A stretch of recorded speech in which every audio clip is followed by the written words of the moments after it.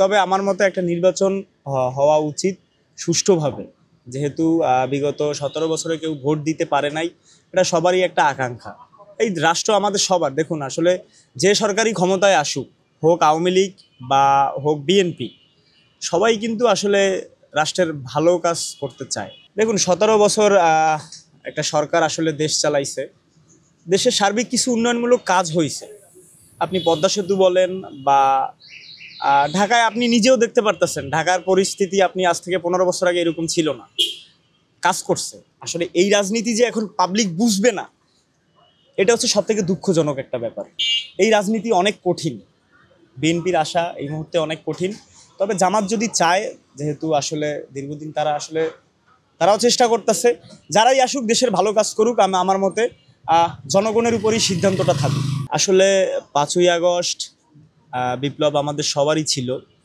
তো আমরা এখন কিছুটা পর্যায়ে নিরাশ। আমরা এই সরকারের, অন্তর্বর্তীকালীন সরকারের উপরে একটা ডিপেন্ড ছিলাম যে ভালো কিছু ফলাফল হবে। এখন আমরা আসলে বিগত দিনে ফ্যাসিস্টকে তাড়াইয়া আপনার ডক্টর ইউনূসকে বসানো হয়েছে। আমরা অনেক আশাবাদী ছিলাম। রাজনৈতিক চাপ থাকবে, সেটা বিরোধী দলের থাক, বিএনপির থাক বা অন্য দলের থাক, যাদেরই থাক।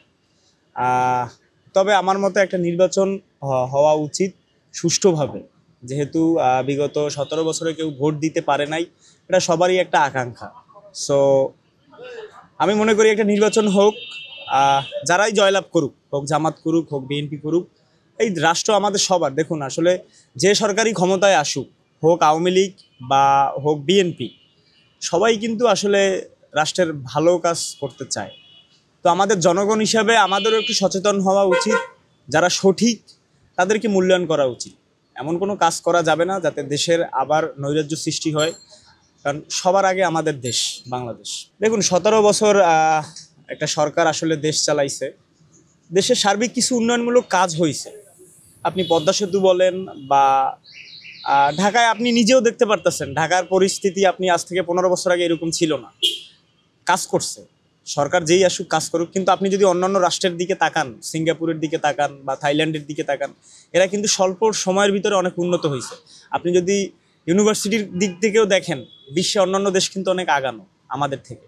এখন যে সরকারি কাজ করুক, সেটা আমার টাকা আপনার টাকা দিয়েই করতেছে, আমার আপনার কর দিয়েই করতেছে।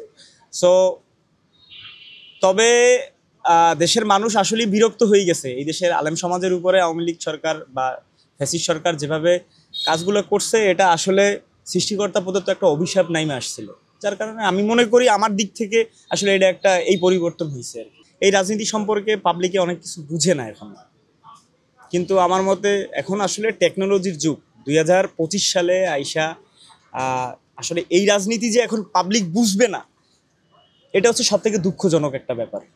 কারণ এই পদ্ধতি এখন আপনার সায়েন্স অ্যান্ড টেকনোলজির যুগ। এখন যদি আপনি চিন্তা করেন এই দেশ বাংলাদেশ, যে বাংলাদেশে 10% 12% মানুষ রিক্সা চালায়, তারা কি বুঝবে এই সম্পর্কে? তো আমি মনে করি এখন এই বিষয়ে আসলে মানুষ চাইলেই জানতে পারতেছে। টেকনোলজির যুগ। আমি মনে করি এটা সঠিক। এটা হলে খারাপ হয় না, ভালোই হয়। এই নির্বাচন আসলে খুবই কঠিন আমি মনে করি। কারণ আসলে রাষ্ট্রনায়ক হিসাবে তারেক রহমানের প্রতি আমাদের একটা ছিল। কিন্তু আপনি শহর কেন্দ্রিক যে রাজনীতি আর তৃণমূল পর্যায়ের যে বিএনপির রাজনীতি আসলে এক না। তবে রাষ্ট্রনায়ক হিসেবে আমি মনে করি তারেক রহমানকে সে ডিজার্ভ করছিল। কিন্তু এই রাজনীতি অনেক কঠিন। বিএনপির আশা এই মুহূর্তে অনেক কঠিন। তবে জামাত যদি চায়, যেহেতু আসলে দীর্ঘদিন তারাও চেষ্টা করতেছে, যারাই আসুক দেশের ভালো কাজ করুক। আমার মতে জনগণের উপরই সিদ্ধান্তটা থাকুক। এখানে আসলে আমার কোনো মতামত নাই। কারণ আমি এখন কিছু বলতে গেলে এখন আসলে কঠিন। বাংলাদেশে এই মুহূর্তে কথা বলা কঠিন আমি মনে করি। সর্বোপরি আমার একটাই কথা, যেহেতু এই 5ই আগস্ট এই বিপ্লবের পর ডক্টর ইউনূস ছিল, ডক্টর ইউনূসকে বিরোধী সরকার না বানিয়ে ডক্টর ইউনূসকে পাশে রাখুক। সে একটা সুষ্ঠু নির্বাচন দিক, আমরা সবাই তার পাশে থাকি।